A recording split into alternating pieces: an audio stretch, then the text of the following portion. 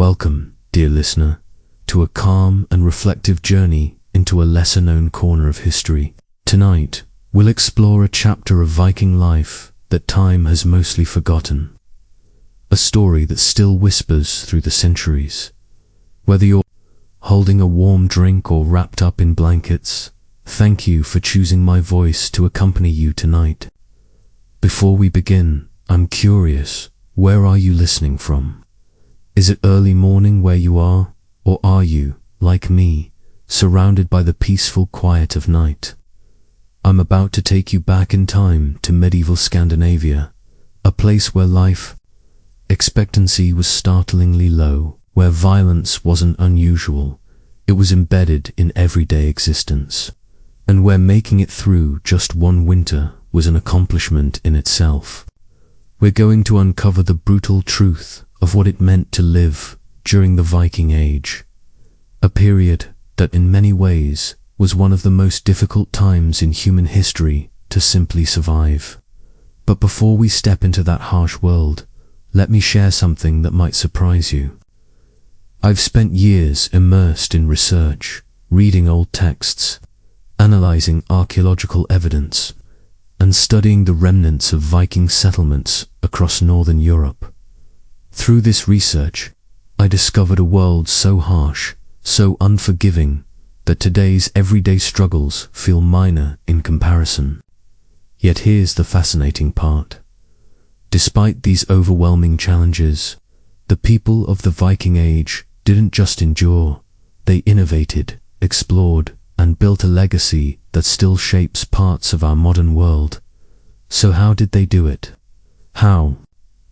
Did they create a functioning society in conditions that would likely break most of us within weeks? The answer lies in facing the full reality of their environment, and that's exactly what we're about to do. By the end of this series, you'll see that the Viking Age was not just a time of fearless warriors and epic sea voyages. It was an age where even surviving day to day required a level of resilience and courage few of us today are ever called to summon. Let's begin with something that might seem simple to us now. But in their world, it was a matter of life and death. Food today.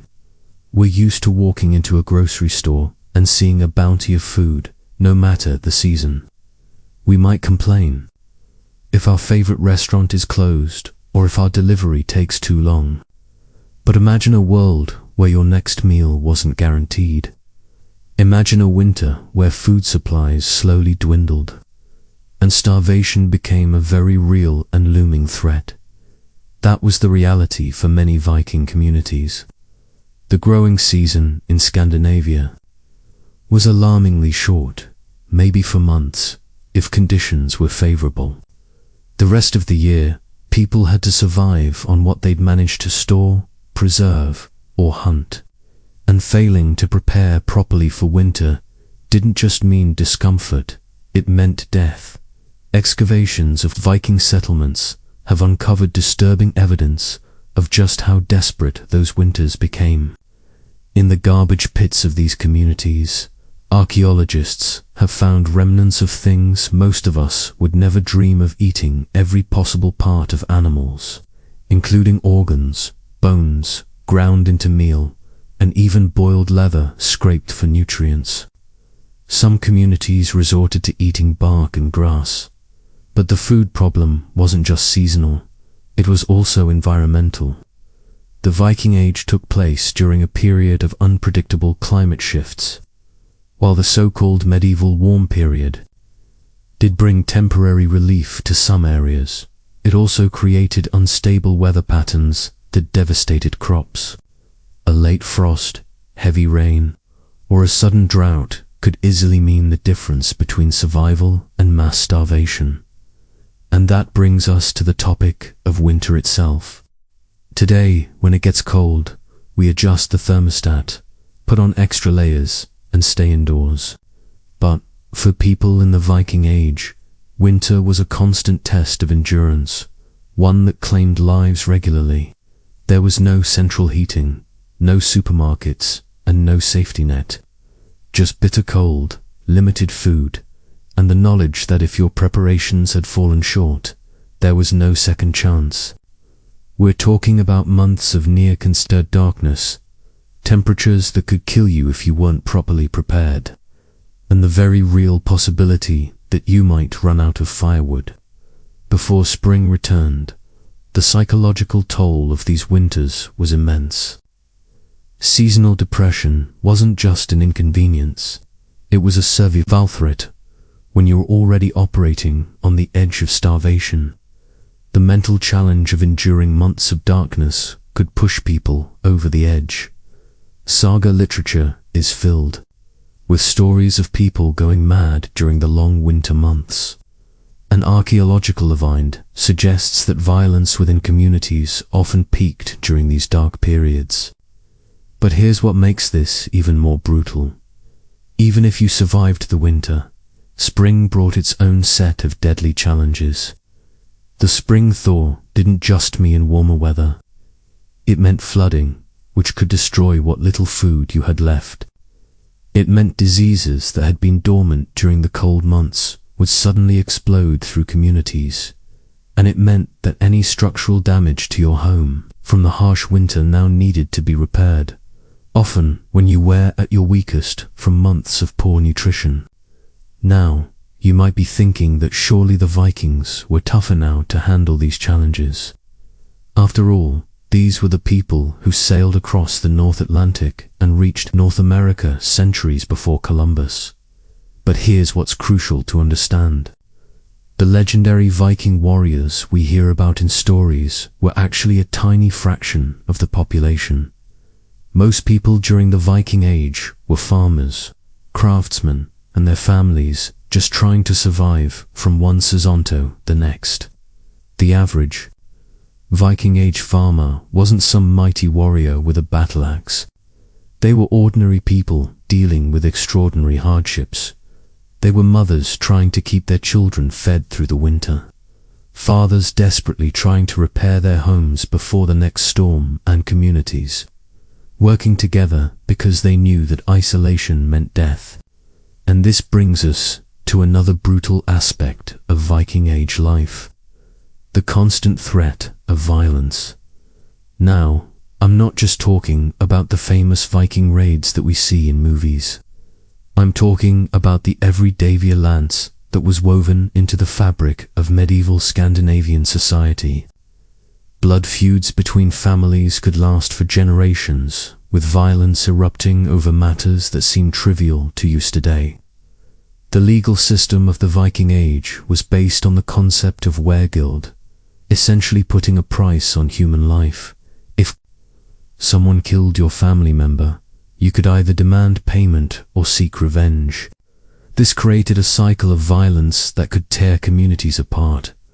The sagas are filled with stories of feuds that started over minor disputes and escalated into multi-generational conflict that devastated entire regions. But the violence wasn't just between families or communities. Archaeological evidence shows us that domestic violence was common, that slavery was widespread, and that the treatment of women and children could be shockingly brutal by modern standards. The romantic notion of Viking society as some kind of egalitarian warrior culture falls apart when you look at the actual evidence of how these people lived. Here's something that might surprise you. The average life expectancy during the Viking Age was somewhere between years. But that number is actually misleading because it includes infant mortality, which was catastrophically high.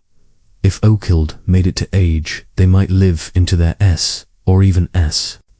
But getting to age was far from guaranteed.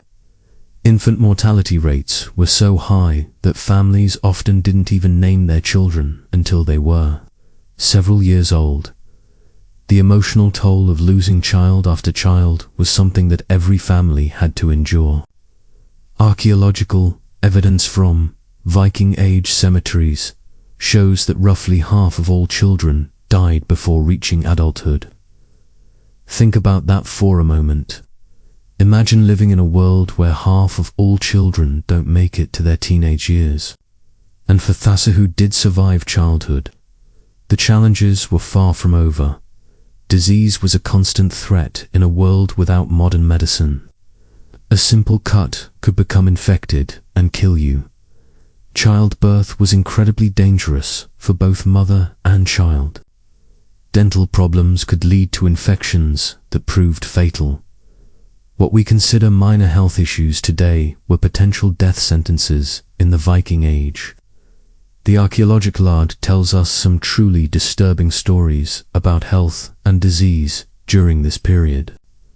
Skeletal remains show evidence of malnutrition, untreated injuries, and diseases that would have caused incredible suffering.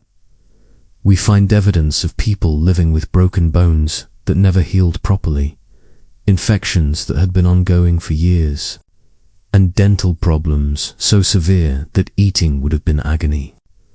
But perhaps most brutal of all was the constant uncertainty. In our modern world, we make plans for the future. We save for retirement. We plan vacations. We assume that tomorrow will be much like today. But in the Viking Age, the future was always uncertain. A raid could destroy your home and kill your family. A harsh winter could wipe out your entire community. Disease could strike without warning and spread like wildfire. This uncertainty affected every aspect of life. People couldn't make long-term plans because they never knew what disaster might strike. They couldn't invest in improvements to their homes or farms because raiders might destroy events. They couldn't even assume that their children would survive to adulthood. And yet, despite all of the challenges, despite the constant threat of death and disaster, the people of the Viking Age found ways to not just survive, but to create a rich and complex culture. They told stories that still captivate us today. They created art that we still admire. They developed technologies that were ahead of their time. They explored and settled new lands with a courage that seems almost superhuman. This is what makes the Viking Age so fascinating.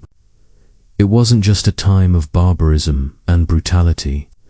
It was a time when human beings faced impossible odds and found ways to overcome them. It was a time when communities came together in face of adversity, when individuals showed incredible resilience, and when the human spirit refused to be broken given the harshest conditions. But we're just getting started. What I've shown you so far is just the tip of the iceberg when it comes to understanding how brutal life really was during the Viking Age. We haven't even talked about the role of slavery in Viking society, the terrifying reality of Viking raids, fort hoes who weren't warriors, or the shocking treatment of the elderly and disabled. We haven't explored the brutal legal system that governed these communities, the horrifying medical practices of their time, or the religious beliefs that shaped how people understood their suffering. We haven't discussed the role of women in this harsh world, the challenges of raising children when death was always lurking, or the incredible physical demands of simply serving from day to day. And we haven't even begun to scratch the surface of what it meant to be vulnerable in Viking Age society. Because here's the thing that will really shock you. If you were elderly, disabled, or simply unable to contribute to your community's survival, your life became expendable in ways that would horrify us today. Let me paint you a picture of what happened when someone became too old or too sick to work. In our modern world, we have social safety nets, retirement homes, and medical care for the elderly. We believe that every human life has value, regardless of productivity. But in the Viking Age, resources were so scarce at how communities had to make brutal calculations about who deserved to live and who didn't. Archaeological evidence reveals something deeply disturbing about how these societies dealt with their most vulnerable members. We find burial sites where elderly individuals show signs of having been deliberately abandoned or even killed when they could no longer contribute to the community's survival. The sagas, while often romanticized, contain references to practices that would be considered murder by today's. There's a particularly chilling practice mentioned in several historical sources called etpa, literally translated as family cliff. While historians debate whether this was actually practiced or just a myth, the very existence of the concept tells us something important about how these societies viewed the burden of caring for non-productive members. The idea of waste that elderly family members would throw themselves off cliffs rather than continue to consume resources that could keep younger, more productive family members alive. But it wasn't just the elderly who faced this brutal reality. Children, born with disabilities, women who couldn't bear children, men who were injured and couldn't work. All of these people became liabilities in a world where every mouth to feed could mean the difference between community survival and community extinction. Think about what this meant for families. Imagine having to make the decision between feeding your elderly parent or feeding your children, knowing that there isn't enough food for everyone. Imagine having to abandon a disabled child because caring for them would put your entire family at risk. These weren't abstract, moral dilemmas. They were daily realities that tore families apart and left psychological scars that lasted generations. The legal system of the Viking Age reflected this brutal pragmatism. Laws existed that actually made it legal to abandon or kill family members who had become burdens. The concept of a pledged outlawry could be applied not just to criminals, but to anyone who was deemed a threat to community survival.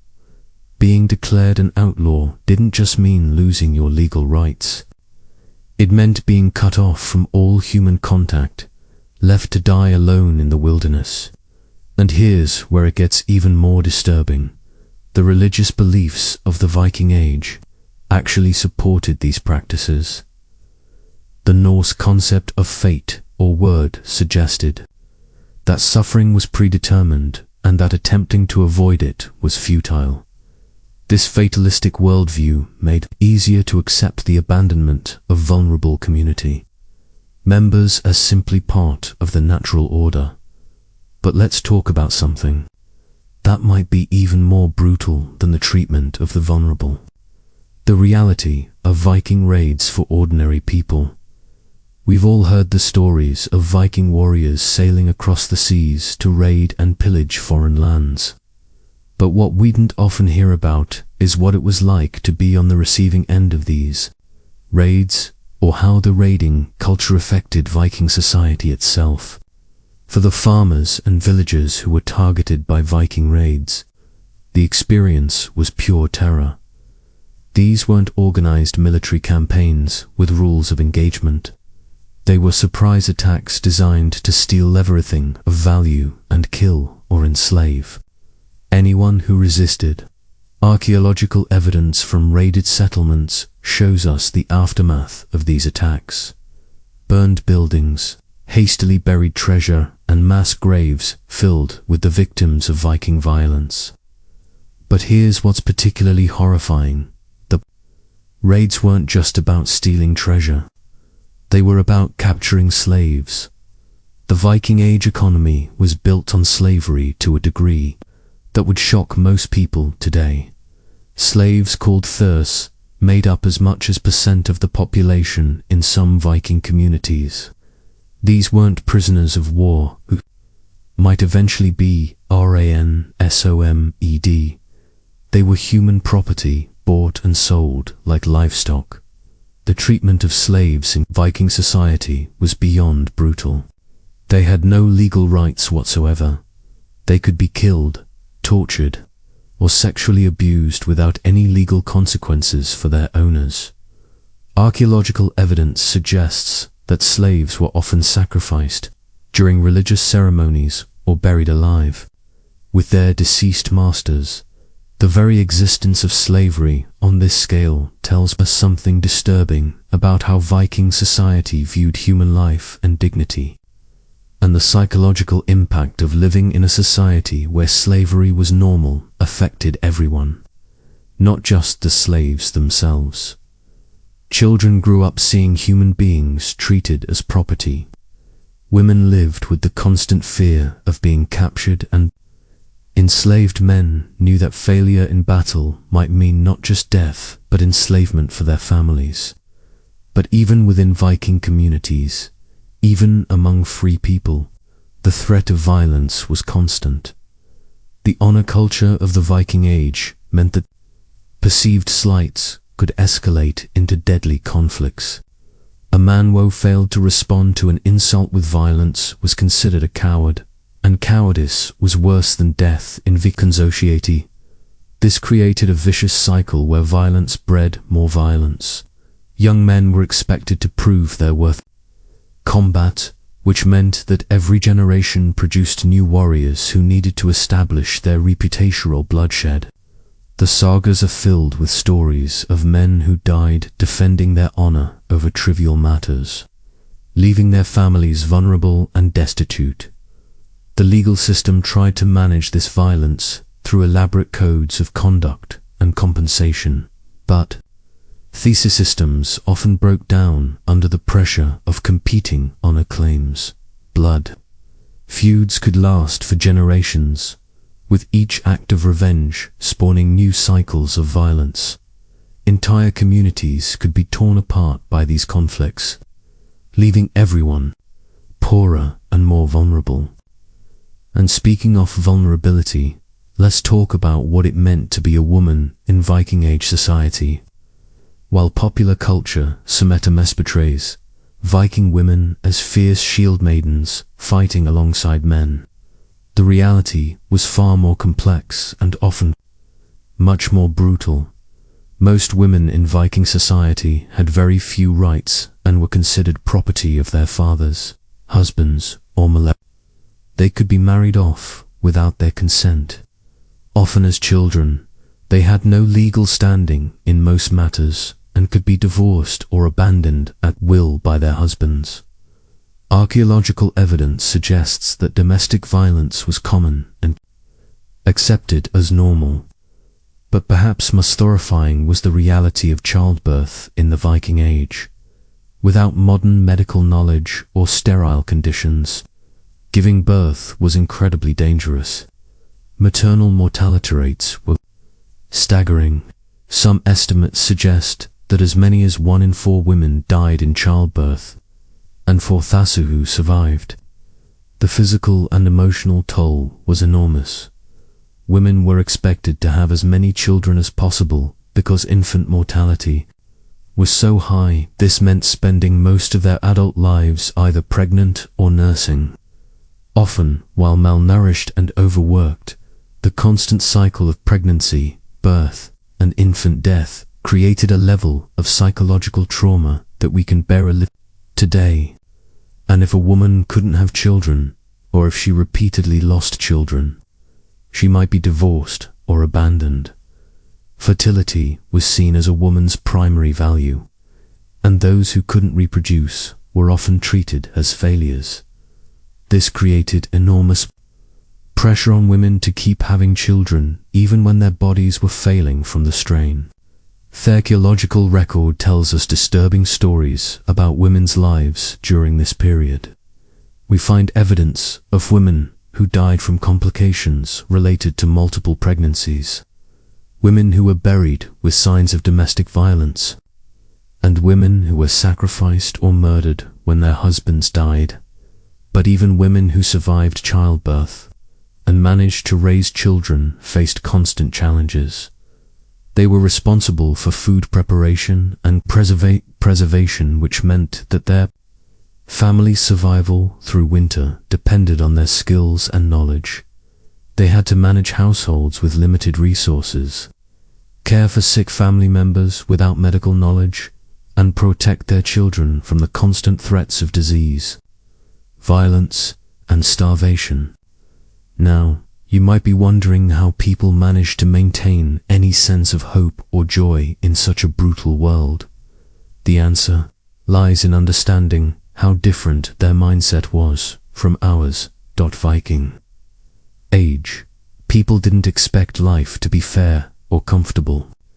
They didn't assume that they deserved happiness or that their suffering was meaningless. Instead, they developed a worldview that glorified endurance and courage in the face of impossible odds. The concept of dangap, roughly translated as honor or manliness, wasn't just about fighting prowess. It was about facing hardship with dignity, accepting fate without complaint, and maintaining loyalty to family and community, even when it meant personal sacrifice. This mindset helped people cope with conditions that would break most of us today. When you expect life to be brutal, when you're raised to believe that suffering is inevitable, when your entire culture has those who endure hardship without complaint, you develop a kind of psychological resilience that's hard for us to understand. But this resilience came at a cost. The emotional numbness required to survive in such a harsh world often meant that people became disconnected from their own feelings and the feelings of others. The acceptance of brutality as normal led to a society where violence was not just common but celebrated. And this brings us to one of the most disturbing aspects of Viking Age life: the normalization of cruelty. When survival depends on being harder and more ruthless than your enemies, compassion becomes a luxury that few can afford. When resources are so scarce that showing mercy might mean your own family's death, empathy becomes a dangerous weakness. This created a society where incredible acts of cruelty were not just accepted but expected. The sagas are filled with stories of torture, mutilation, and revenge that would be considered war crimes by today's standards. But these weren't seen as aberrations. They were seen as necessary parts of maintaining honor and deterring enemies. The psychological impact of living in such a world affected everyone. Children grew up witnessing violence and cruelty as normal parts of life. They learned that the world was a dangerous place, where only the strong survived, and that showing weakness or compassion could be fatal. This created generations of people who were psychologically adapted to brutality, but often incapable of the kind of emotional intimacy and vulnerability that we consider essential to human happiness. But perhaps most disturbing of all was how this brutality affected relationships between people who should have been able to trust each other. In a world where anyone might become an enemy, where resources were so scarce that even family members might compete for survival, genuine trust became almost impossible. Marriages were often strategic alliances rather than love matches. Friendships were complicated by the constant possibility of betrayal. Even parent-child relationships were affected by the knowledge that resources were limited, and that difficult choices might have to be made about who deserved to survive. This lack of trust extended into every aspect of daily life. Archaeological evidence from Viking Age settlements held something fascinating and disturbing. Homes were built like fortresses even within communities. Thick walls, narrow windows, and heavy doors weren't just protection against raiders from distant lands. They were protection against neighbors who might turn violent over a dispute, a perceived insult, or simply desperation during a harsh winter. The psychological toll of this constant vigilance was immense. Imagine never being able to fully relax, never being able to trust completely, always shaving to calculate whether the person across from you might become a threat. This wasn't paranoia, it was survival. The sagas tell us of countless betrayals between supposed allies, of friends who turned on each other over trivial matters, of communities that tore themselves apart from within. But here's where it gets even more disturbing. The children in our modern world. We try to protect children from violence, to give them a sense of security and innocence. But in the Viking Age, children were exposed to brutality from their earliest years because sheltering them would have left them unprepared for the harsh realities they would face as adults. Children as young as 5 or 6 were expected to help with dangerous tasks like hunting, farming, and even warfare. They witnessed executions, participated in religious sacrifices, and learned to accept violence as a normal part of life. Archaeological evidence shows us that children were often buried with weapons, suggesting that even young people weren't expected to be ready for combat at any moment. The educational system, if you can call it that, was designed to create survivors rather than well-rounded individuals. Children learned practical skills that would keep them alive. How to fight, how to preserve food, how to read weather patterns, how to identify edible plants. But they also learned psychological skills that we would consider unhealthy today. How to suppress empathy, how to endure pain without complaint, how to make brutal decisions without hesitation. And this brings us to something that might be the most horrifying aspect of Viking Age life: the complete absence of what we would recognize as childhood. There was no concept of protecting children from adult responsibilities or adult realities. As soon as a child was physically capable of contributing to the family's survival, they were expected to do so. As soon as they were old enough to understand the harsh realities of life, they were thrown into them completely. This meant that children often had to make decisions that would traumatize adults today. They might have to choose which sibling got the last portion of food during a famine. They might have to help abandon elderly relatives who had become burdens. They might have to participate in violence against neighbors or strangers. These weren't exceptional circumstances. They were normal parts of growing up in the Viking Age.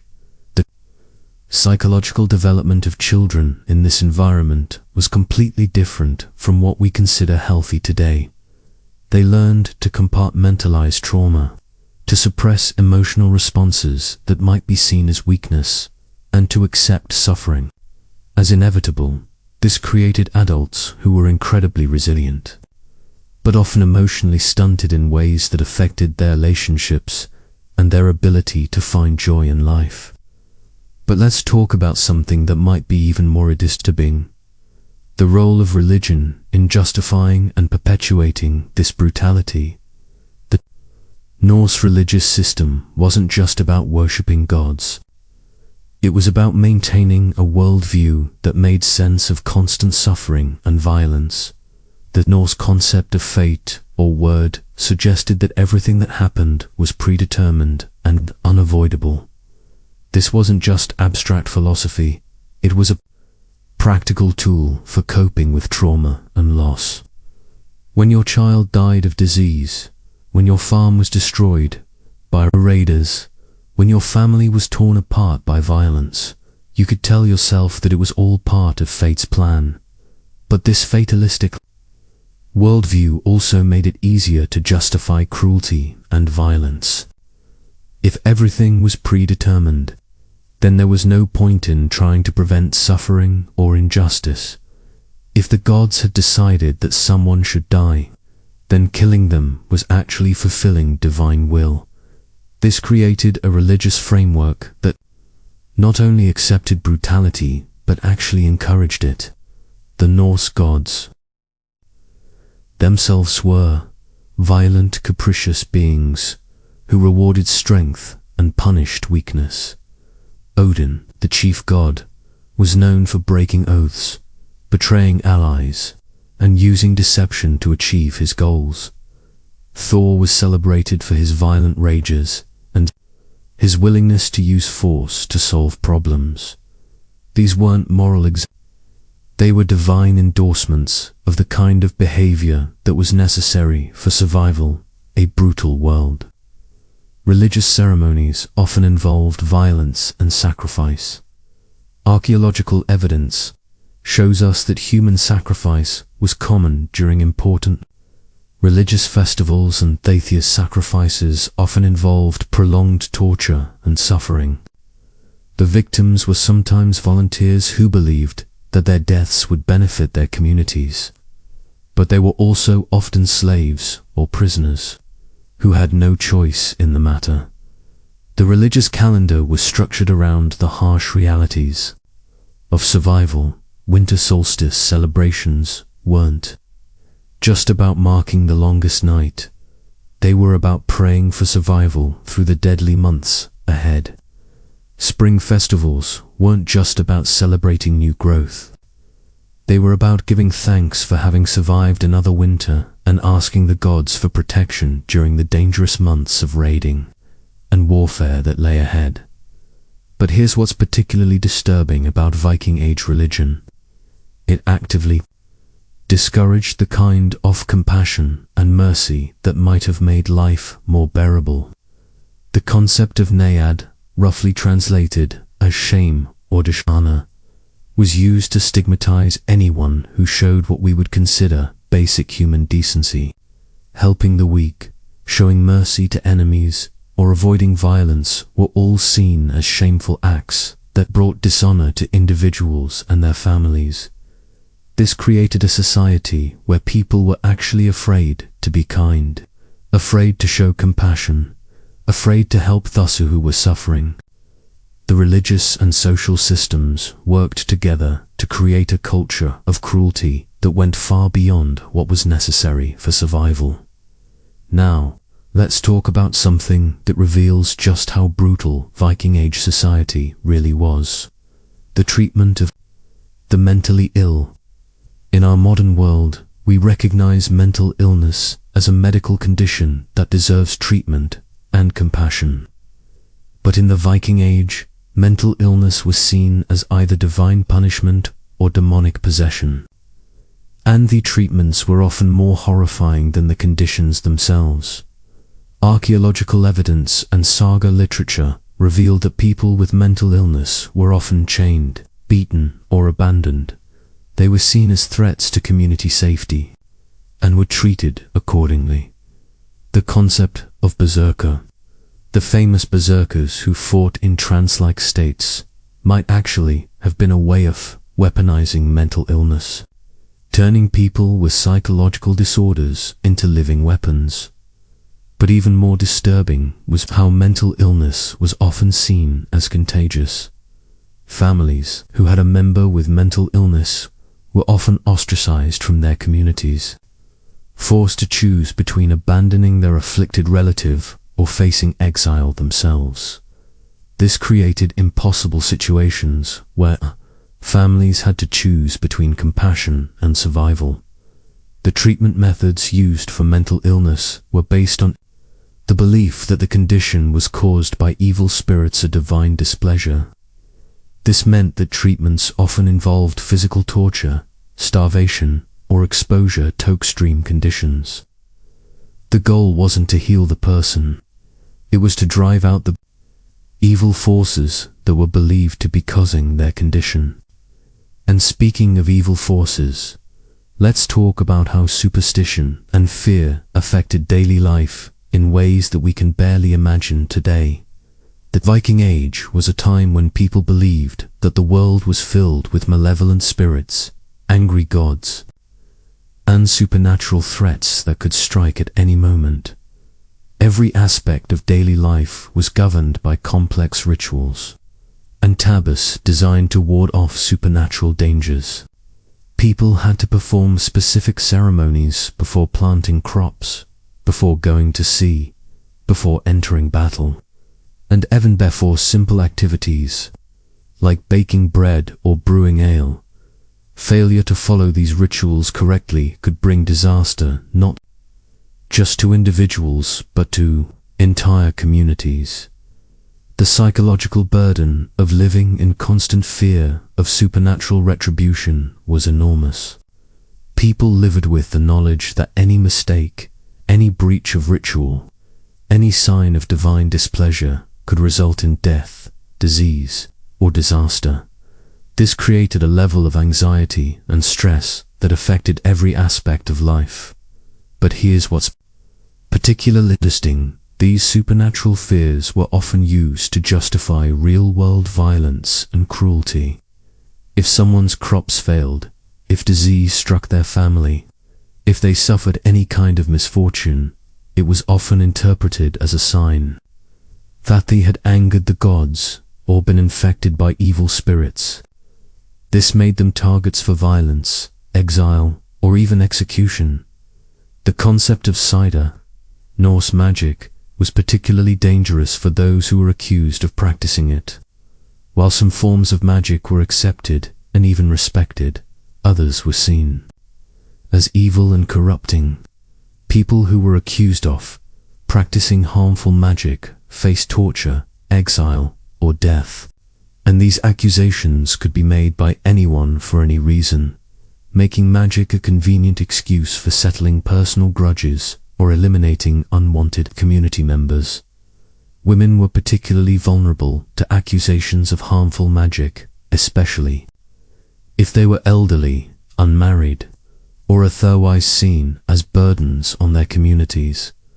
The witch trials that would later sweep through Europe had their roots in the kind of supernatural fears that were common during the Viking Age. But let's talk about something that might be even more brutal than the supernatural fears: the reality of medical care in the Viking Age. When we think about medieval medicine, we often imagine ignorant practitioners using crude methods, but the reality was far worse than that. It was a system that often caused more harm than good, and that reflected the brutal pragmatism of a society where human life was cheap. Archaeological evidence reveals that Viking Age medical practices were based on a combination of superstition, folk knowledge, and brutal pragmatism. Surgery was performed without anesthesia, using crude tools that were often contaminated.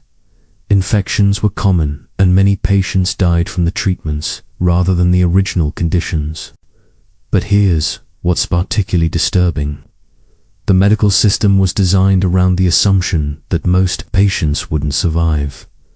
This meant that treatments were often focused on determining whether someone was worth saving rather than actually to heal them. If someone was too badly injured to contribute to the community's survival, they might be given a quick death rather than medical care. The concept of triage in Viking Age medicine wasn't about prioritizing most treatable cases. It was about prioritizing the most valuable community members. A warrior who could still fight might receive extensive treatment for a serious injury, while a farmer who couldn't work might be left to die. This created a medical system that was more about social control than healing, and the psychological impact of living in a world where medical care was so limited and brutal affected everyone. People lived with the knowledge that any injury, any illness, any sign of weakness could mean death. This created a society where people were afraid to admit when they were sick or injured, which often made their conditions worse. But perhaps most disturbing of all was how this medical system affected families. Parents had to watch their children die from diseases that could have been easily treated with modern medicine. Children had to watch their parents suffer from conditions that caused incredible pain. The emotional toll of living in a world where suffering was common and relief was rare created psychological scars that lasted for generations. The archaeological record tells us heartbreaking stories about families who tried desperately to save their loved ones using whatever methods they could find. We find evidence of people who underwent multiple surgeries, who tried countless folk remedies, who spent everything they had on treatments that ultimately failed. These weren't just medical failures. They were human tragedies that tore families apart and left survivors traumatized. And this brings us to something that might be the most brutal aspect of Viking Age life: the complete absence of what we would consider basic human rights. The concept that all people have inherent dignity and worth was completely foreign to Viking Age society. Instead, a person's value was determined entirely by their ability to contribute to community survival. This created a hierarchy of human worth that seems shocking to us today. At the top were healthy adult males who could fight and work. Below them were women who could bear children and manage households. Below them were children who might someday become productive adults. At the bottom were the elderly, the disabled, the sick, and the slaves. People who consumed resources without contributing to survival. This hierarchy wasn't just a social construct. It was literally a matter of life and death. When resources were scarce, when winter was approaching, when communities had to make difficult decisions about who would survive, this hierarchy determined who lived and who died. The brutal mathematics of survival meant that some people's lives were simply worth more than others. But here's what makes this even more disturbing. This hierarchy was so deeply embedded in Viking Age culture that it was rarely even questioned. People accepted their place in it, and they accepted the brutal consequences that came with it. The elderly accepted that they might be abandoned when they became burdens. The disabled accepted that they might be killed if they couldn't contribute. The slaves accepted that they were property with no rights or protections. This acceptance of inequality and brutality created a society where incredible cruelty was not just tolerated, but expected. It created a world where showing compassion for the weak was seen as a dangerous weakness, where helping those who couldn't help themselves was seen as a threat to community survival. And this is where we begin to understand just how different the Viking Age mindset was from our own. We live in a world where we believe that suffering should be minimized, that all people deserve compassion, that society should protect its most vulnerable members. But the people of the Viking Age lived in a world where suffering was inevitable, where compassion was a luxury they couldn't afford, and where protecting the weak meant risking the survival of the strong. This doesn't mean that Viking Age people were inherently cruel or evil. It means that they were shaped by conditions so harsh that they had to develop psychological and social adaptations that seem monstrous to us today. They weren't choosing to be brutal. They were responding to a world that demanded brutality for survival. But understanding this context doesn't make the reality any less horrifying. It doesn't change the fact that children grew up witnessing incredible violence, that families were torn apart by impossible choices, that entire communities lived in constant fear and uncertainty. It doesn't change the fact that for most people living during the Viking Age, life was indeed brutal beyond anything we can easily imagine, and we're still not done exploring just how brutal this world really was. We haven't talked about the reality of slavery in Viking society, the horrifying conditions that slaves endured, and how the slave trade shaped Viking culture and economics. We haven't explored the brutal realities of Viking warfare, the psychological toll of constant raiding and violence, or the ways that the warrior culture affected everyone in society.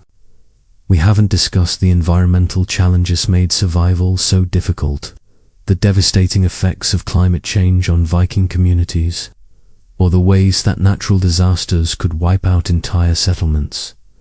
We haven't talked about the legal system that governed Viking society, the brutal punishments that were considered normal, or the ways that justice was dispensed in a world without modern institutions, but what we have explored gives us a glimpse into a world that was fundamentally different from our own. A world where the basic assumptions we make about human dignity, compassion, and the value of life simply didn't exist. It was a world where survival required a kind of hardness that we can barely comprehend, where everyday life involved choices that would traumatize us today, and where the very concept of childhood, safety, and security were luxuries that few could afford. This was the reality of the Viking Age, not the romanticized versions we see in movies and television, but the brutal, unforgiving world that shaped one of history's most remarkable civilizations.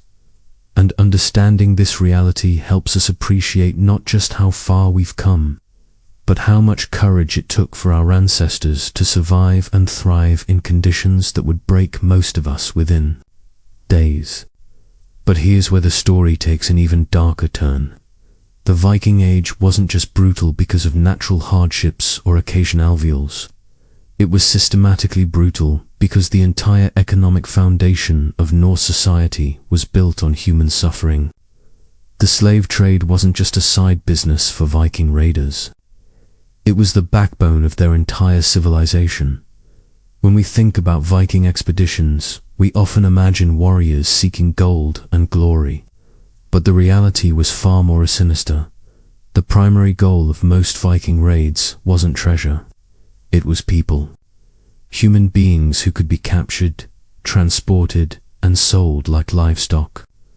Archaeological evidence suggests that the slave trade was so central to Viking economy that entire communities were designed around processing, housing, and selling human cargo.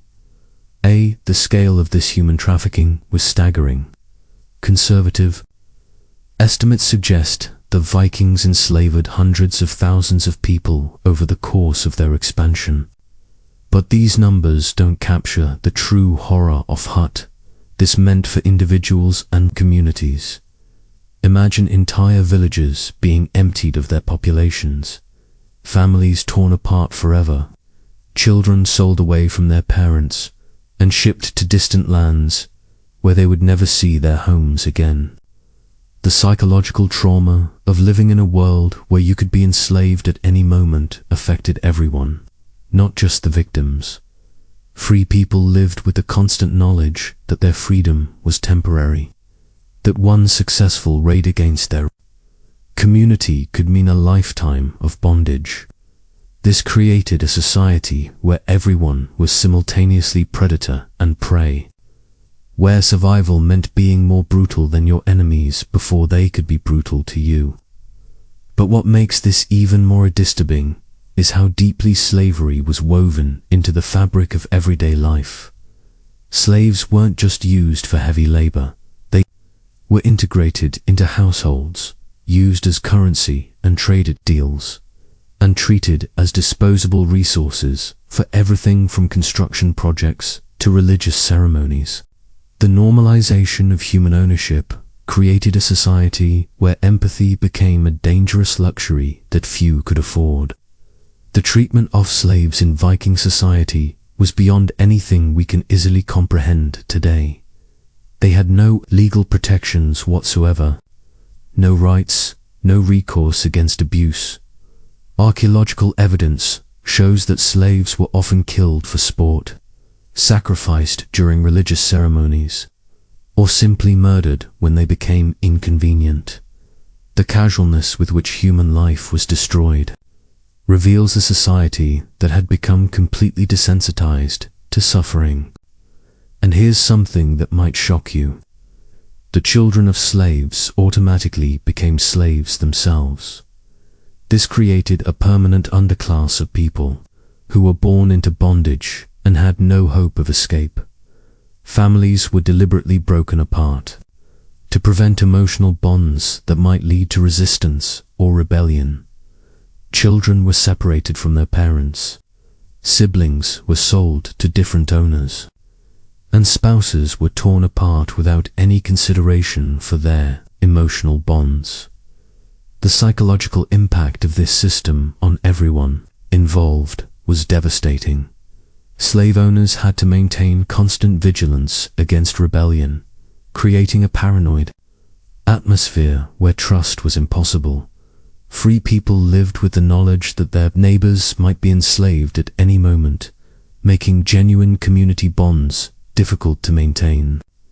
And the slaves themselves lived in a state of constant terror, knowing that any signal of resistance could result in torture or death. But perhaps most disturbing of all was how this system affected children who grew up in slave-owning households. They learned from their earliest years that some human beings were property, that suffering was normal, and that power gave them the right to inflict pain on others. This created generations of people who were psychologically apt to cruelty, who saw violence and domination as natural parts of human relationships.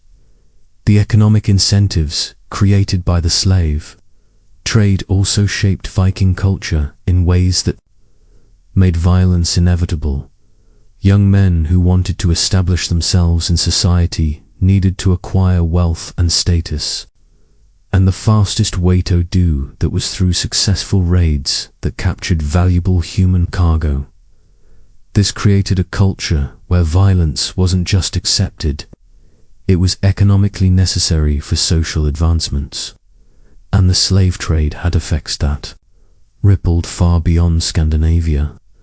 Viking raiders traveled incredible distances to capture slaves, reaching as far as North Africa, the Byzantine Empire, and deep into what is now Russia. This meant that the brutality of Viking society wasn't contained within Scandinavia. It was exported across the known world, creating suffering and trauma in countless communities. The archaeological record tells us horrifying stories about the slave trade. We find evidence of holding facilities where captured people were kept like animals before being sold. We find shackles, chains, and other restraints that were used to control human cargo. We find burial sites where slaves were killed and buried with their owners, treated as grave goods rather than human beings. But here's what makes this even more brutal. The slave trade wasn't just about capturing strangers from distant lands. Vikings also enslaved people from their own communities, their own families, their own social networks. Debt slavery was common, where people who couldn't pay their obligations were forced into bondage. Political prisoners were enslaved after losing power struggles. Even family members could be enslaved as punishment for crimes or transgressions. This internal slave trade created a society where no one was truly safe from enslavement. Your social status, your family connections, your personal relationships, none of these could guarantee that you wouldn't someday find yourself in chains. This uncertainty created a level of social anxiety that affected every aspect of daily life. The legal system that governs slavery was designed to protect the interests of slave owners while providing no protections for the enslaved. Laws existed that made it illegal to help runaway slaves, that prescribed brutal punishments for slaves who assisted their owners, and that treated the murder of a slave as a property crime rather than a crime against a person. This legal framework normalized and institutionalized cruelty on a massive scale. But let's talk about something that might be even more disturbing than the slave trade: the reality of Viking warfare for ordinary people. When we think about Viking battles, we often imagine heroic warriors clashing in epic duels. But the reality was far more brutal and chaotic than any Hollywood battle scene could capture. Viking warfare wasn't governed by chivalry, codes, or rules of engagement. It was total war, where the goal was to inflict maximum damage on enemy populations. This meant that civilian targets were not just acceptable, they were preferred. Raiders specifically targeted farms, villages, and settlements where they could find vulnerable people and valuable resources. The psychological warfare tactics used by Viking raiders were designed to create maximum terror. They would often beg in attacks. At dawn, when people were still sleeping and vulnerable, they would use fire as a weapon, burning buildings with people still inside. They would display the bodies of their victims in ways designed to terrorize survivors and discourage resistance. But here's what's particularly horrifying. Viking warfare wasn't just about quick raids and retreats. Sometimes it involved prolonged sieges and occupations that could last for months or even years. During these extended campaigns, the suffering of civilian populations was unimaginable. Food supplies would be deliberately destroyed, water sources would be poisoned, and anyone who couldn't contribute to the war effort would be killed or enslaved. The archaeological record reveals the aftermath of these campaigns in disturbing detail. We find evidence of mass graves filled with civilians who were killed during raids. We find burned settlements where entire communities were destroyed. We find caches of hidden treasure that were buried by people who knew they were about to be attacked and hoped to someday return for their valuables. But perhaps most disturbing of all is the evidence of what happened to communities that survived. Viking attacks. The trauma of experiencing such violence created lasting psychological damage that affected generations. Survivors lived with constant fear, unable to trust their neighbors, unable to feel safe in their own homes. Communities that had existed for centuries were sometimes completely abandoned after Viking raids, not because they were physically destroyed, but because the psychological trauma made it impossible for people to continue living there. The impact of Viking warfare on children was particularly devastating. Those who survived attacks often became orphans, left to fend for themselves in a world that had suddenly become infinitely more dangerous. Many of these children were captured and enslaved, forced to serve the very people who had killed their families. The psychological damage from these experiences created adults who were often unable to form healthy relationships or trust other people. And here's something that reveals just how brutal Viking warfare really was. The concept of berserkers. These weren't just fierce warriors. They were men who had been so traumatized by violence that they had developed what we will now recognize as severe psychological disorders. They fought in trance-like states, apparently feeling no pain and showing no mercy to their enemies. But berserkers weren't celebrated heroes. They were feared and often shunned by their own communities. The same psychological damage that made them effective in battle made them dangerous to be around during peacetime. Many berserkers were unable to function in normal society, unable to control their violent impulses, unable to maintain relationships or hold down regular work. The existence of berserkers tells us something important about Viking society. It was so violent, so traumatic, that it regularly produced people who were psychologically broken by their experiences.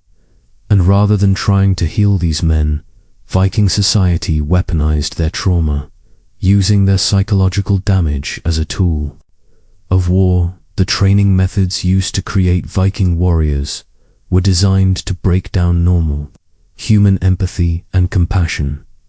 Young men were exposed to violence from an early age, taught to suppress their emotional responses to suffering, and conditioned to see killing as not just acceptable, but glorious. This created generations of men who were psychologically adapted to brutality, but often incapable of the kind of emotional intimacy that makes life meaningful. But the warrior culture didn't just affect the men who fought. It affected everyone in Viking society.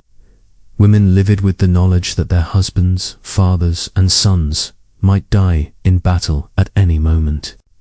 Children grew up knowing that violence was a normal part of adult life. Elderly people understood that their communities might be attacked and that they would be among the first to be killed or abandoned. This constant exposure to violence and death created a society where trauma was normalized, where psychological damage was seen as a natural part of life, and where the kind of healing and recovery that we consider essential to mental health was seen as weakness or self-indulgence. The religious system that supported Viking warfare was designed to glorify violence and death. The concept of Valhalla wasn't just about rewarding brave warriors. It was about creating a belief system that made young men eager to die in battle. The idea that death in combat was glorious and that cowardice was shameful created enormous pressure on men to seek out violent confrontations even when they could be avoided. But here's what's particularly disturbing about this religious framework. It didn't just encourage violence, it made violence a religious duty. Fighting wasn't just about defending your community or acquiring resources. It was about fulfilling divine expectations. This created a culture where peace was seen as spiritually corrupting, where avoiding conflict was seen as a betrayal of religious obligations. The psychological impact of living in a society where violence was not just accepted, but religiously mandated, affected everyone. People couldn't simply choose to be peaceful. They had to constantly prove their worthiness through displays of courage and aggression. This created a society where everyone was under constant pressure to demonstrate their willingness to inflict and endure violence. And this brings us to something that might be the most brutal aspect of Viking Age life: the complete absence of what we would consider basic safety and security in our modern world. We take for granted that we can walk down the street without fear of being attacked, that we can sleep in our beds without worrying about raiders, that we can send our children to school without fearing for their lives. But in the Viking Age, none of these basic securities existed. Every day was a potential life or death. Every interaction with strangers was potentially dangerous, and every night could bring raiders would kill, enslave, or torture anyone they found. The psychological toll of living in constant danger affected every aspect of life, from personal relationships to economic decisions to religious beliefs. The archaeological evidence reveals just how dangerous daily life really was.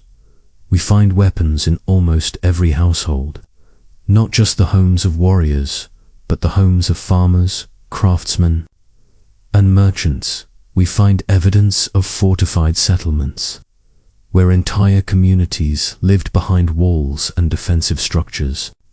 We find caches of hidden valuables that were buried by people who knew that attack was always possible. But perhaps most revealing is the evidence of how this constant danger affected family relationships. We find burial sites where families were buried together, apparently killed in the same attack. We find evidence of children who were abandoned by their parents during raids, left to die rather than slowing down the family's escape. We find signs of domestic violence that suggests that the stress of constant danger often erupted into violence within families. The legal system of the Viking Age was designed around the assumption that violence was inevitable, that the strong had the right to dominate. The weak laws existed that made it legal to kill people under certain circumstances that allowed for brutal punishments for minor crimes, and that provided no protections for those who couldn't defend themselves. The concept of justice in Viking society was based on the principle of might makes right. If you were strong enough to enforce your will, then you were in the right. If you were too weak to defend yourself, then whatever happened to you was your own fault. This created a legal system that institutionalized brutality and made it impossible for Thuik to find protection or justice. But here's what makes this even more disturbing. The legal system wasn't just about punishing criminals. It was about maintaining social order through fear and intimidation. Public executions were common and were designed to be as brutal and terrifying as possible. The goal wasn't just to punish the guilty, it was to terrorize the innocent into compliance. The methods of execution used in Viking society were designed to maximize suffering and create lasting psychological trauma in witnesses. We have evidence of people being tortured for days before being killed, executions that involved mutilation and dismemberment, of punishments that were so brutal that they traumatized entire communities, and the psychological impact of witnessing. These executions affected everyone, especially children. Growing up in a world where public torture and execution were normal parts of life created adults who were desensitized to suffering and violence. This desensitization made it easier for Viking society to maintain its brutal practices, but it also made it impossible for people to develop the kind of empathy and compassion that we consider essential to human flourishing. The economic system of Viking society was based on the assumption that resources were scarce and that survival required taking from others. This created a zero-sum mentality where one person's gain necessarily meant another person's loss. The idea that cooperation and mutual aid could create prosperity for everyone was foreign to a society that had developed in conditions of extreme scarcity and constant competition. This economic mindset affected every aspect of daily life. Trade. Relationships were based on the assumption that everyone was trying to cheat everyone else. Business partnerships were fragile and often ended in violence, even within families. Economic resources were sources of conflict and tension that could tear relationships apart. The concept of wealth in Viking society was based on the ability to acquire and hold resources through force. This meant that wealthy weren't just rich, they were dangerous. They had to be willing and able to use violence to protect their assets and to acquire more.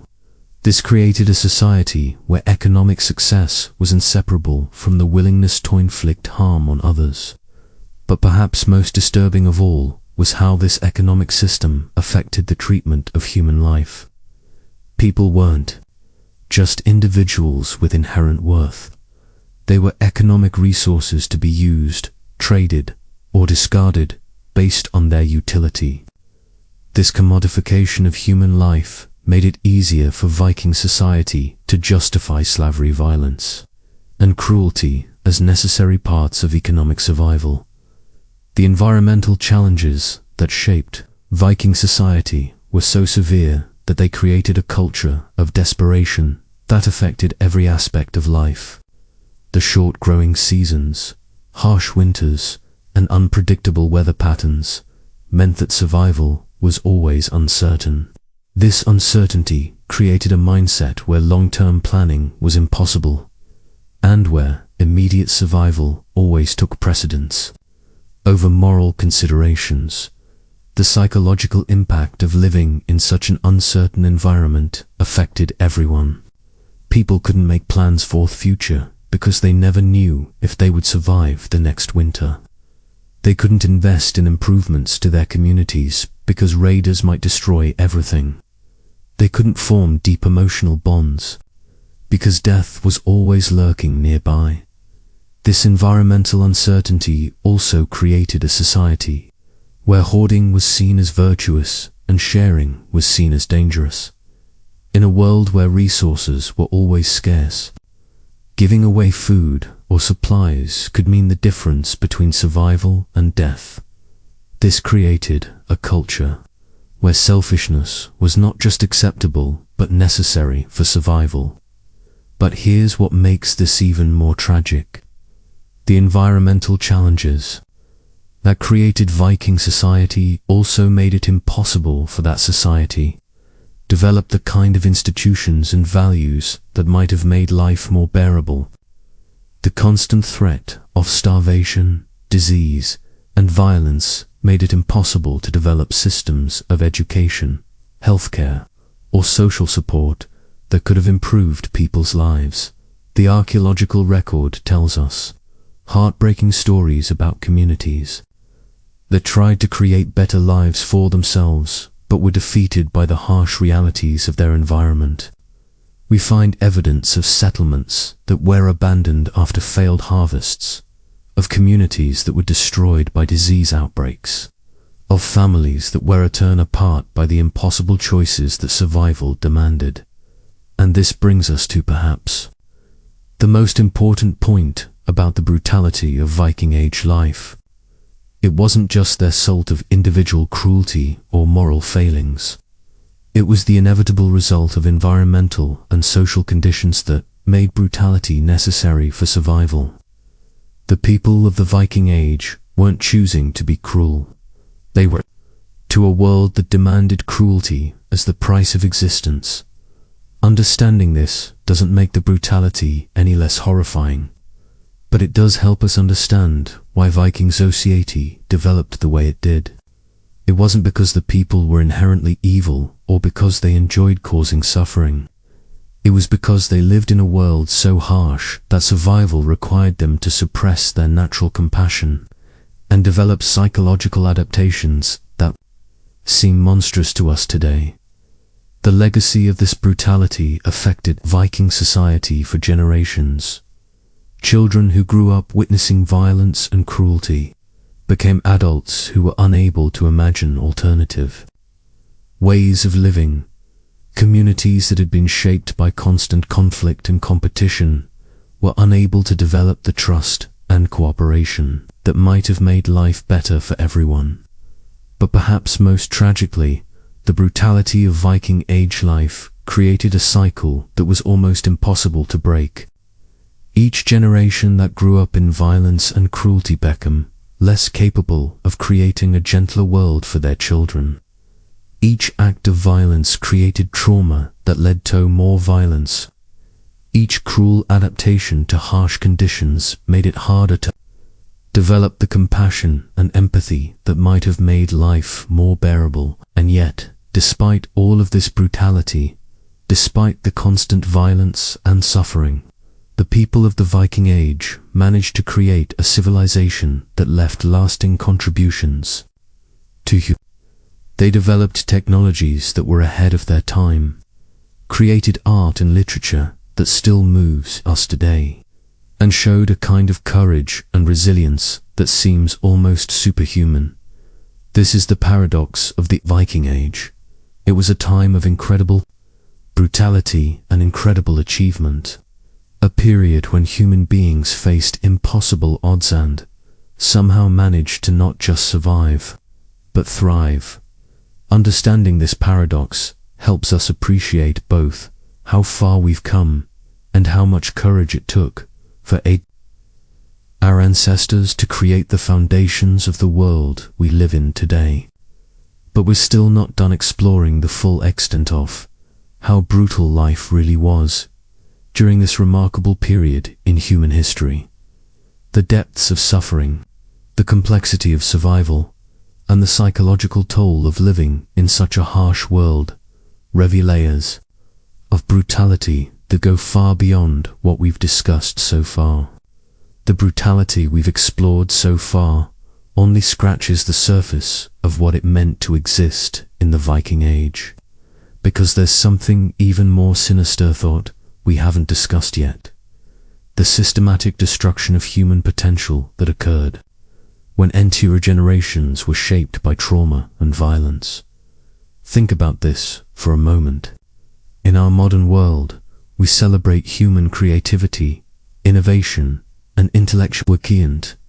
We encourage children to explore their talents, to develop their unique abilities, to pursue their dreams. But in the Viking Age, individual potential was something that had to be sacrificed on the altar of survival. Children who might have become artists, philosophers, or inventors were instead forced to become warriors, farmers, or slaves. The archaeological record tells us disturbing stories about what happened to human creativity during this period. We find evidence of incredibly sophisticated craftsmanship and artistic ability, but these skills were almost exclusively focused on creating weapons, tools for survival, or religious objects meant Topi's violent gods. The same hands that could create beautiful jewelry were also used to forge instruments. After the same minds that could compose epic poetry were also used to plan brutal raids and develop new methods of warfare. This wasn't just a waste of human potential. It was a systematic destruction of everything that makes life worth living. Imagine how different the world might have been if the incredible intelligence and creative wish of Viking Age people had been channeled into building rather than destroying, into healing rather than harming, into creating beauty rather than spreading terror. But here's what makes this even more tragic. The people of the Viking Age were aware of this loss. The sagas are filled with laments about the waste of young life, about talented individuals who died before they could fulfill their potential, about communities that were destroyed just as they were beginning to flourish. They knew what they were losing, but they also knew that they had no choice but to continue the cycle of violence and destruction. The psychological impact of this awareness was devastating. People lived with the knowledge that they were capable of so much more than survival, but they also knew that pursuing higher aspirations was a luxury that could get them killed. This created a form of spiritual suffering that went beyond physical hardship. It was the agony of knowing that you were living far below your potential, and that you would probably die without ever discovering what you might have become. And this brings us to something that might be the most heartbreaking aspect of the Viking Age life: the destruction of childhood innocence and wonder. In our modern world, we recognize that children need time, to play, to explore, to imagine, to develop their sense of wonder about the world. But in the Viking Age, these childhood experiences were seen as dangerous luxuries that could leave children unprepared for the harsh realities of adult life. Children were forced to grow up almost immediately after birth. They were exposed to violence, death, and cruelty from their earliest years, not because their parents were cruel, but because sheltering them would have left them vulnerable to a world that showed no mercy to the unprepared. This created generations of people who never experienced the joy and wonder of childhood, who never had the chance to develop the curiosity and creativity that comes from feeling safe and protected. The archaeological evidence reveals the tragic consequences of this premature adulthood. We find children's graves that contain weapons and tools rather than toys. We find evidence of children who were working dangerous jobs before they were old enough to understand the risks. We find skeletal remains that show signs of malnutrition and injury in children who should have been playing and learning instead of struggling to survive. But perhaps most disturbing of all is what we don't find: evidence of childhood happiness. There are no toys in Viking Age archaeological sites, no games, no evidence of the kind of carefree playfat we consider essential to healthy child development. Children in the Viking Age weren't children in any sense of that we would recognize. They were small adults, carrying adult responsibilities and facing adult dangers. The psychological development of these children was fundamentally different from what we consider normal today. They'll learn to suppress their natural curiosity because asking too many questions could be dangerous. They learned to hide their emotions because showing vulnerability could make them targets. They learned to accept suffering as normal because complaining about it was seen as weakness. This created adults who were incredibly resilient, but also emotionally stunted in ways that affected every aspect of their lives. They were capable of enduring incredible hardship, but they were also incapable of experiencing the kind of joy, wonder, and emotional intimacy that makes life meaningful.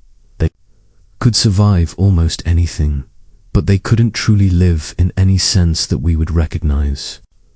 The impact of this emotional stunting on Viking society was profound. Relationships between people were based on utility rather than affection. Marriages were strategic alliances rather than loving. Partnerships, friendships were temporary arrangements that could be dissolved when they became inconvenient. Even parent-child relationships were complicated by the knowledge that survival might require abandoning or sacrificing family members. This emotional isolation created a society where everyone was fundamentally alone, where trust was impossible, and where the kind of deep human connections that give life meaning were seen as dangerous. Vulnerabilities.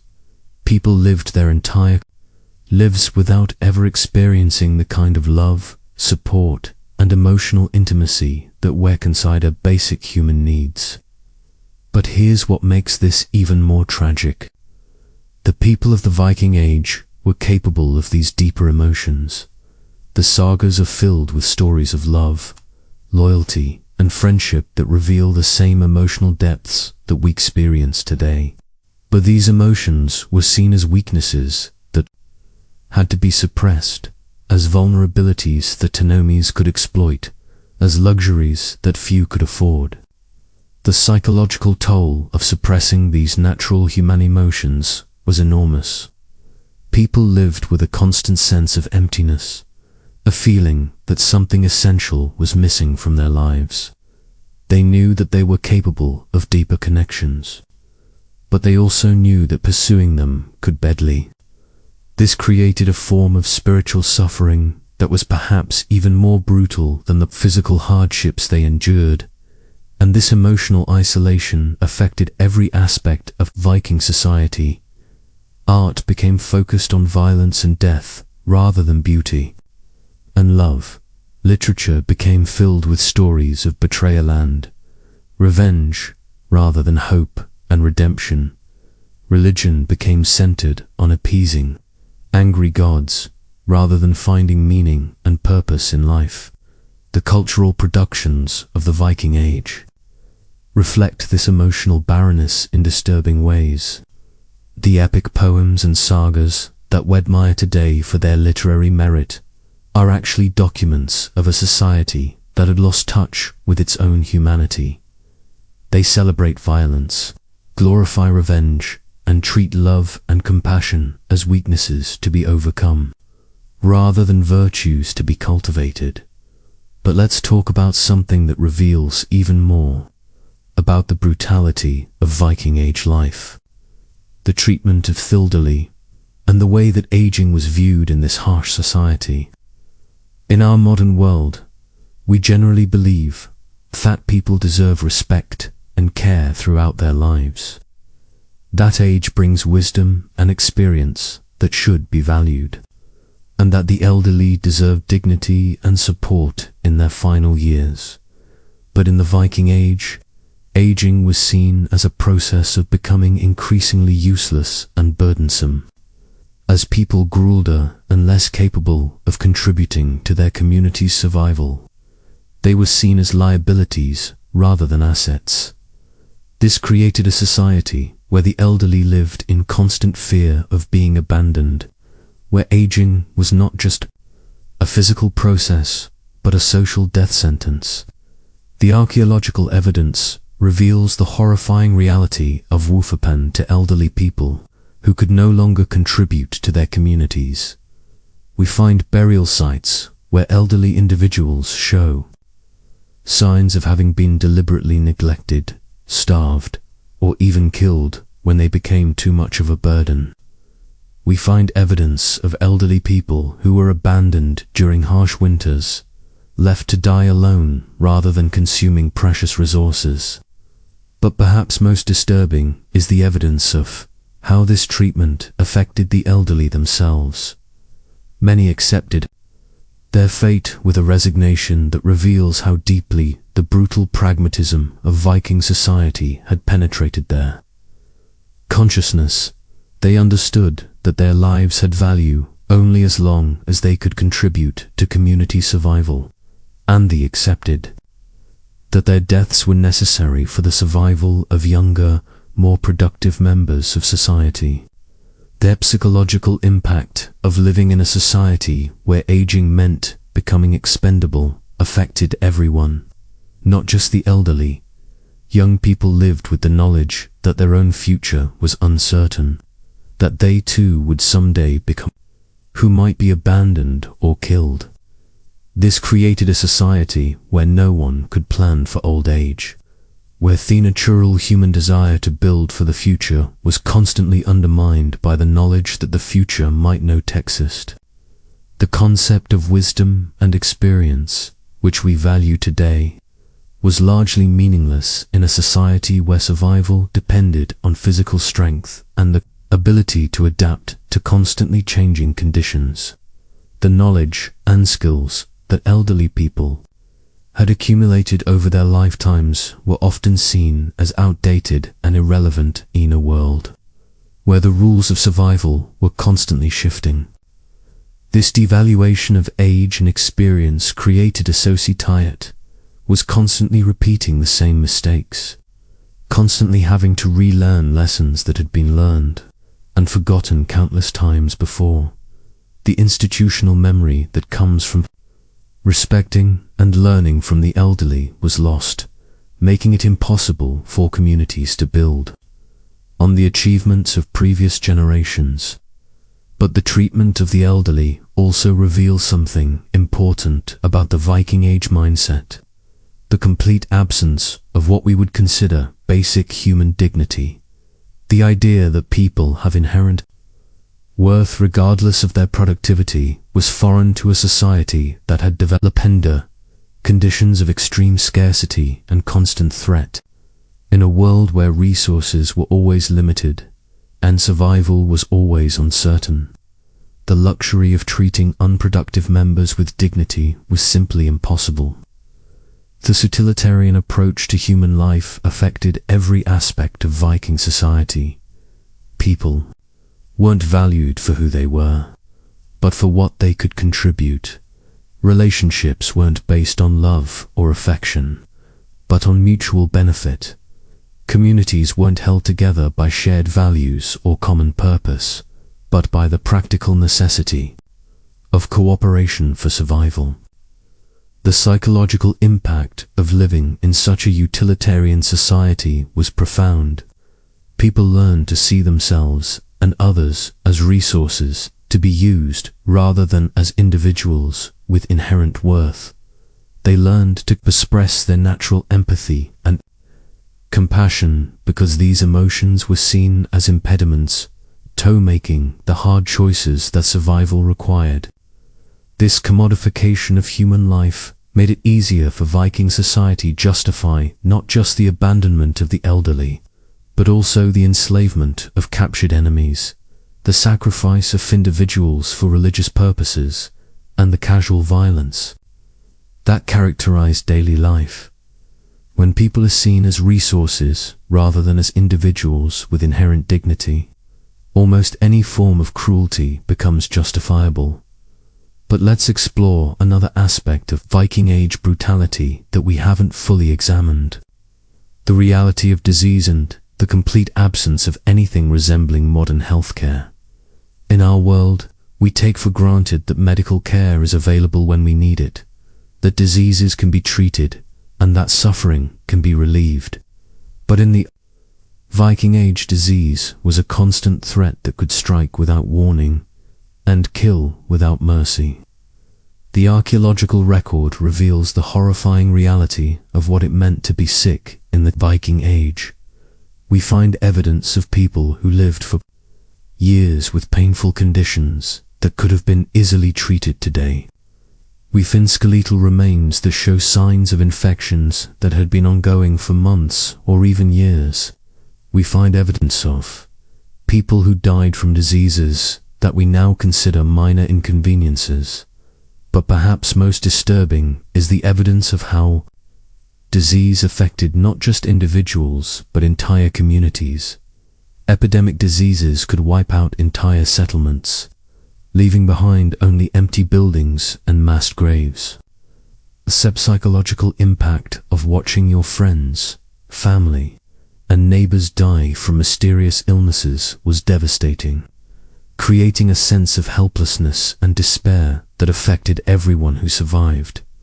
The medical treatments that were available were often more horrifying than the diseases themselves. Archaeological evidence reveals that Viking Age medical practitioners used methods that would be considered torture by modern standards. Surgery was performed without anesthesia, using crude tools that were often contaminated. Treatments were based on superstition and folk beliefs rather than scientific understanding. But here's what makes this even more brutal.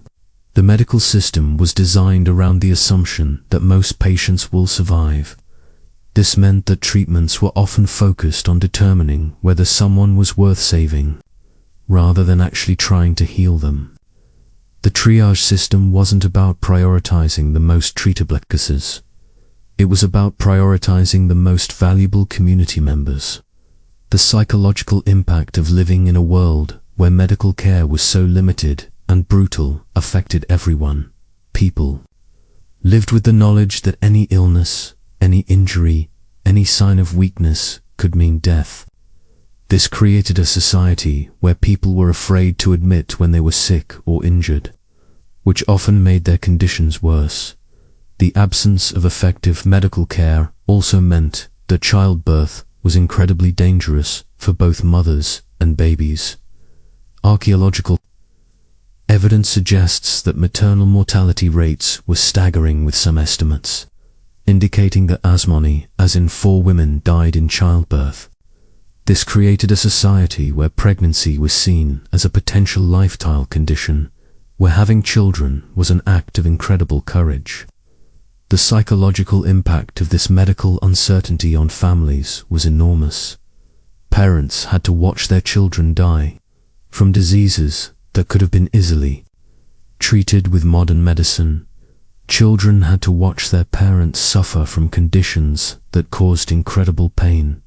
The emotional toll of living in a world where suffering was common and relief was rare created psychological scars that lasted for generations. But the medical system also reveals something important about Viking Age values: the complete absence of what we would consider basic compassion for the suffering. The idea that people deserved care and comfort when they were sick was foreign to a society that had developed under conditions where resources were always scarce and survival was always uncertain. This lack of compassion was just a reflection of practical necessity.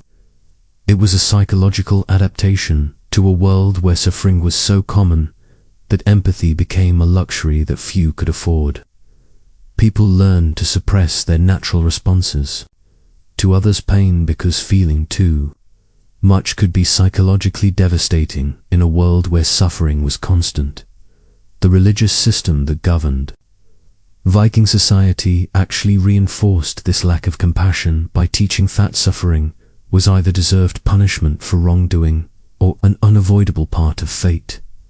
This created a worldview where helping the sick or injured was seen as interfering with divine will, where a compassion was seen as weakness, and where the kind of medical care that we consider a basic human right was seen as an inappropriate use of limited resources. But perhaps most disturbing of all was how the absence of medical care affected the development of human potential. How many brilliant minds were lost to diseases that could have been prevented? How many talented individuals died before they could contribute to their communities? How many innovations and discoveries were lost because the people who might have made them died from triatablack conditions. The waste of human potential caused by the absence of medical care was staggering.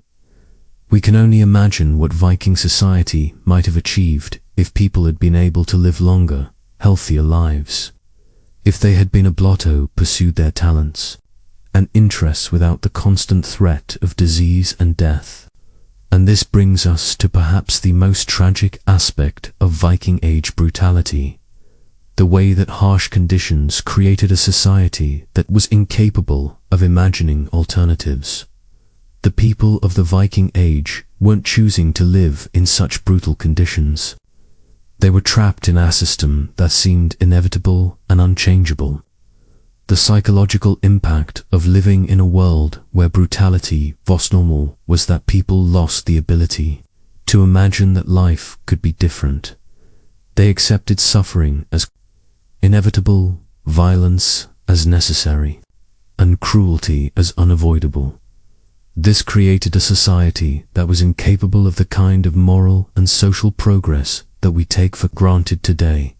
The cultural productions of the Viking Age reflect this inability to imagine alternatives.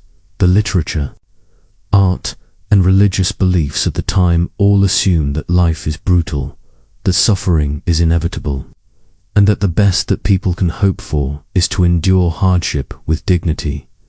There are no utopian visions, no dreams of a better world, no hopes for progress or improvement. This fatalistic worldview became self-fulfilling, creating a society that was incapable of the kind of innovation and social development that might have made life more bearable. People didn't try to improve their conditions because they believed that improvement was impossible. They didn't challenge brutal practices because they believed that brutality was natural and unavoidable. The psychological trap of this fatalistic worldview was that it made the brutality of Viking Age life seem just inevitable but morally justified. People weren't just accepting harsh conditions. They were actively defending them as necessary and right. This created a society that was not just brutal but proud of its brutality, that saw suffering as a virtue and compassion as a weakness. But here's what makes this even more tragic. The people of the Viking Age were capable of so much more than they achieved. The same intelligence, creativity, and resilience that helped them survive in brutal conditions could have been used to create a more humane society. The same courage that they showed in battle could have been used to challenge unjust practices. The same loyalty that these showed to their families and communities could have been extended to create a more compassionate world. The archaeological evidence reveals glimpses of what might have been possible. We find evidence of communities that were beginning to develop more humane practices, of individuals who were trying to create better conditions for their families, of innovations that could have made life more bearable.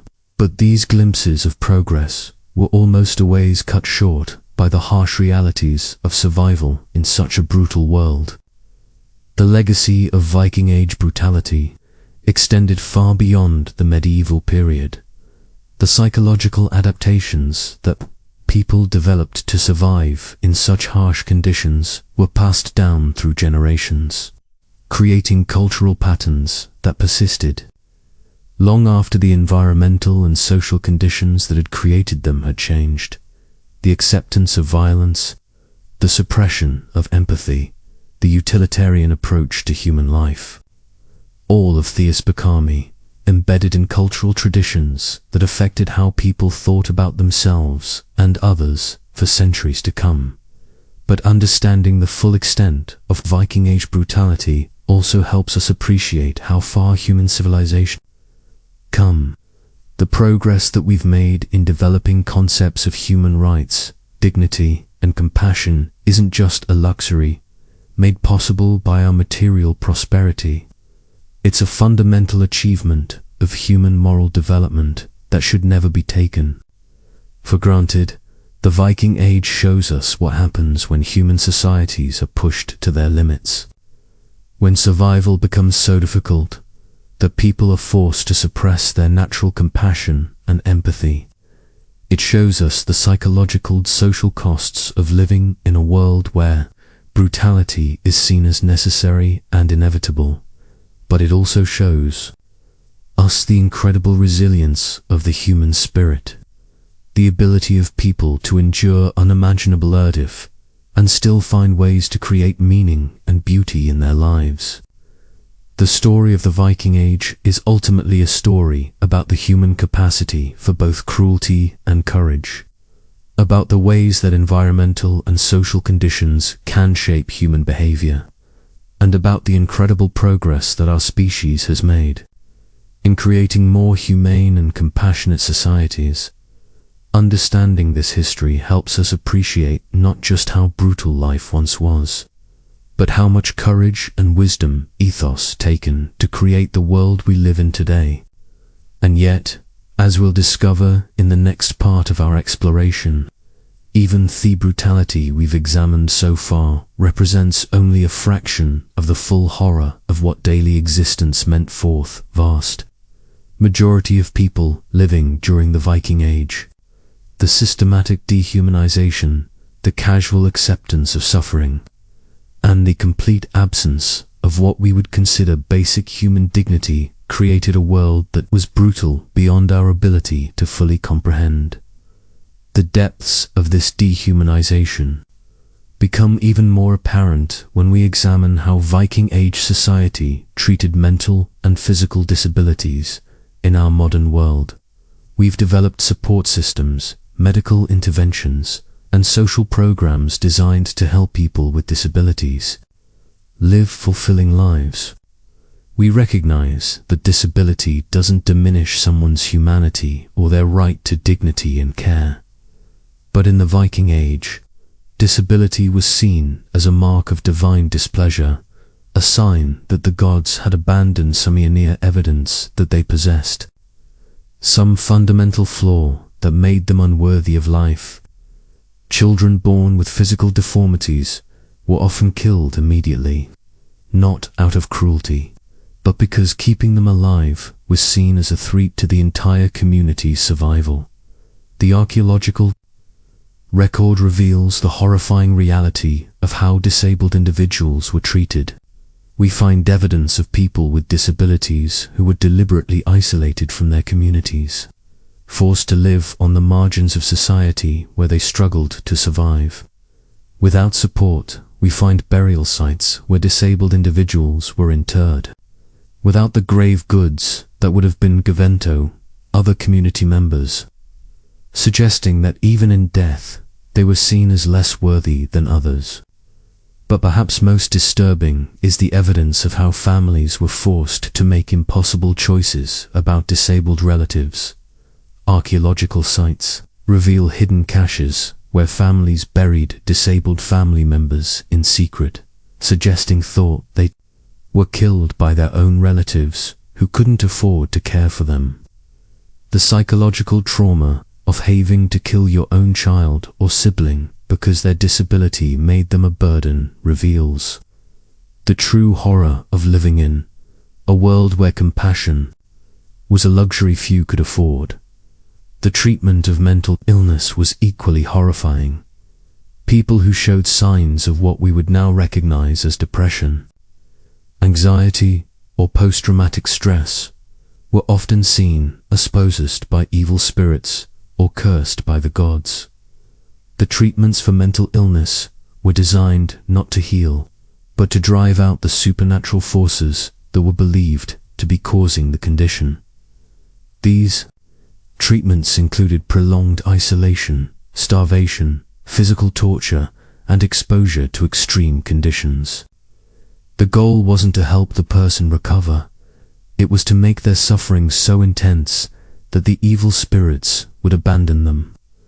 Many people died from these treatments, but their deaths were seen as evidence that the evil had been successfully driven out rather than as failures of the healing process.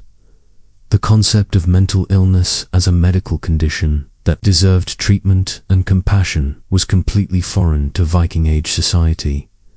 Instead, mental illness was seen as a moral failing, a sign of weakness or evidence of supernatural corruption. This created a society where people who were suffering from psychological trauma were not only denied help, but were actively persecuted and punished for their conditions. The psychological impact of living in a society where a mental illness was stigmatized and punished affected everyone. People learned to hide their emotional struggles, to suppress their psychological pain, and to pretend that they were unaffected by the constant trauma and violence around them. This created a society where authentic emotional expression was dangerous, and where psychological healing was impossible. But the treatment of disabled individuals also reveals something important about the Viking Age economy and social structure. In a world where every person had to contribute to community survival, anyone who couldn't work was seen as a drain on limited resources. This wasn't just practical necessity, it was a fundamental word that saw human worth as entirely dependent on productive capacity. This utilitarian approach to human life created a society where people were constantly proving their worth through their ability to contribute. The fear of becoming disabled, of becoming a burden, of being seen as unproductive, haunted everyone. People pushed themselves to work even when they were injured or sick, often making their conditions worse because they knew that showing weakness could mean abandonment or death. The religious system that governed Viking society forced these attitudes by teaching that disability was punishment for wrongdoing either by the individual or by their ancestors.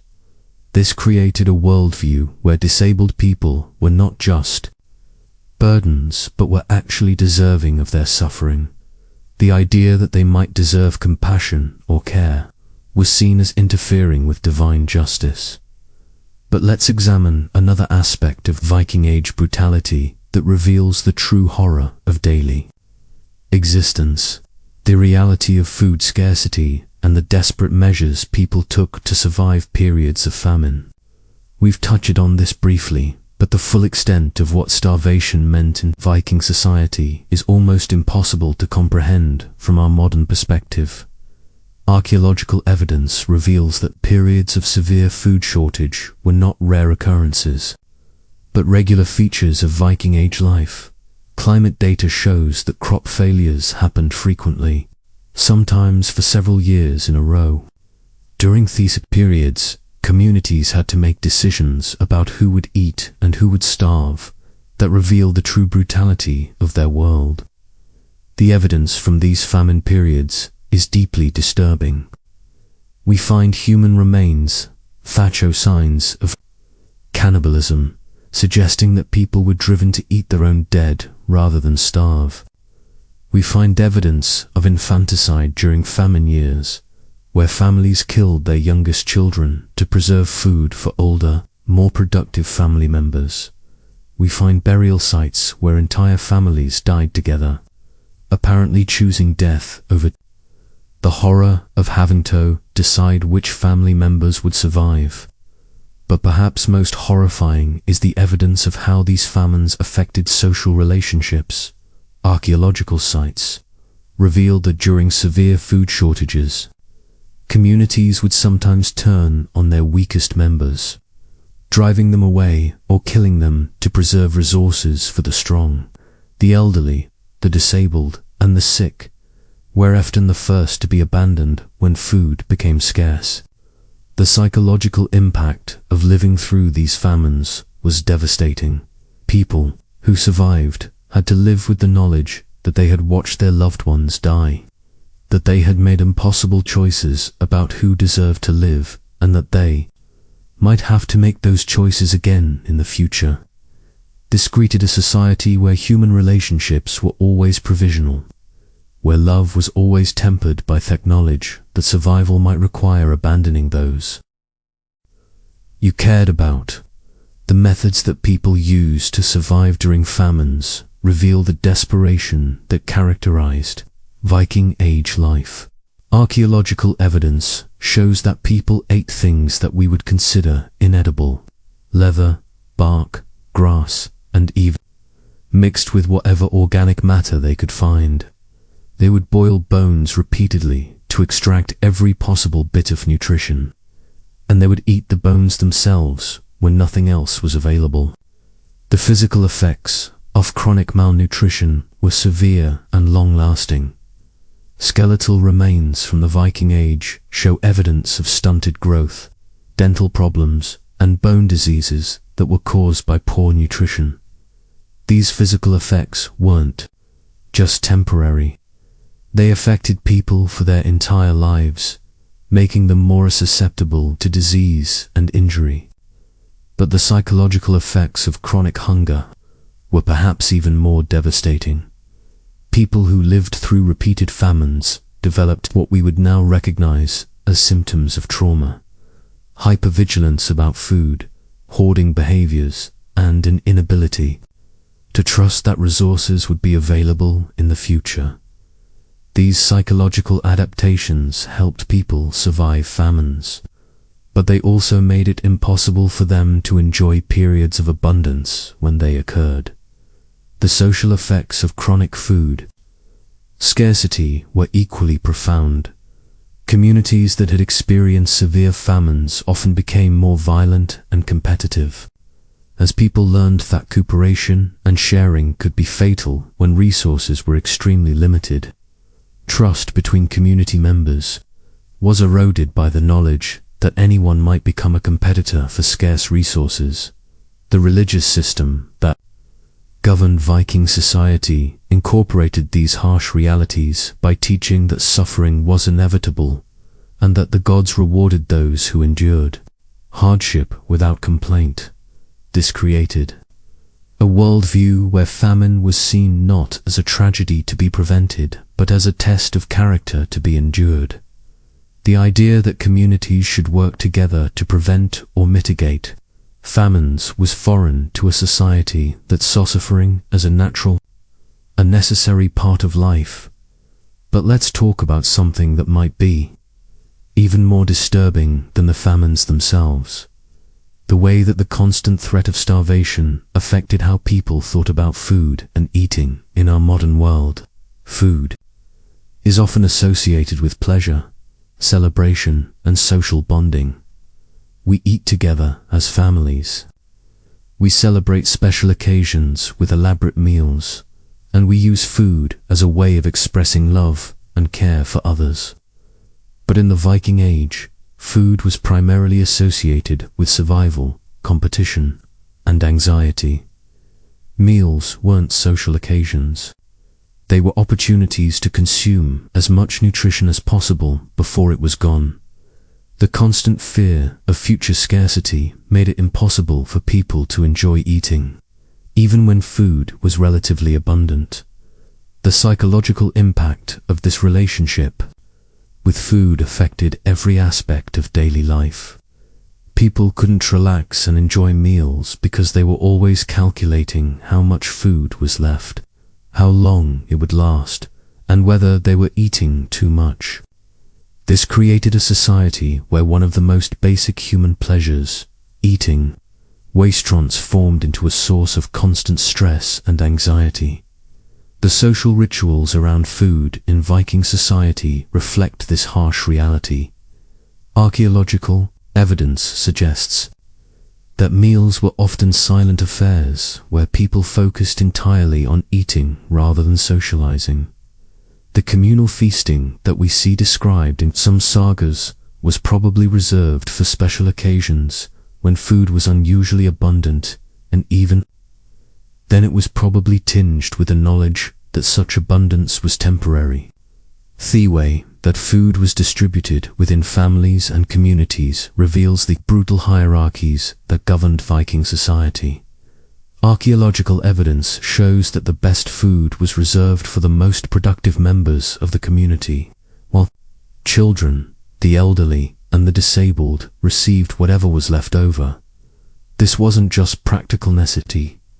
It was a social system that reinforced the idea that some people were more valuable than others. The psychological impact of this food hierarchy on children was particularly devastating. They learned from an early age that their access to food depended on their perceived value to the community.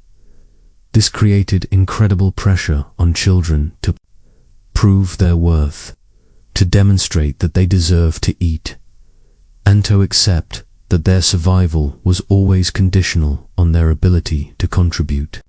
But the food scarcity also acted how people thought about the future and their ability to plan for it.